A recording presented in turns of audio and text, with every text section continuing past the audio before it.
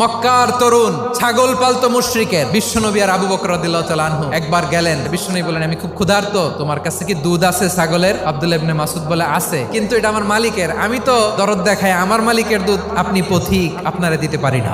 বিশ্বনবী এইটা শুনেই তার টার্গেট করে ফেলছে। বিশ্বনবী বলেন, আচ্ছা ঠিক আছে, দুধ দিও না, কিন্তু এমন ছাগি আছে কিনা যেই ছাগির সাথে কোনো ছাগলের মিলন হয় নাই, তার ওলানে দুধও আসে নাই, বাচ্চাও নাই, এরকম ছাগির থেকে যদি আমি দুধ খাই তাহলে তো সমস্যা নাই। বলতেছে, এরকম ছাগির থেকে দুধ খেলে সমস্যা নাই, কারণ এরকম ছাগি ওলান থেকে দুধ আসবেও না। বলতেছে, ঠিক আছে, এরকম একটা ছাগি নিয়ে আসা হলো। বিশ্বনবী বিসমিল্লাহ বলে ওই ছাগির ওলানে হাত দিলেন। হাত দিতে দেরি, পুরো ওলানটা দুধে ভরে যেতে দেরি হয় না।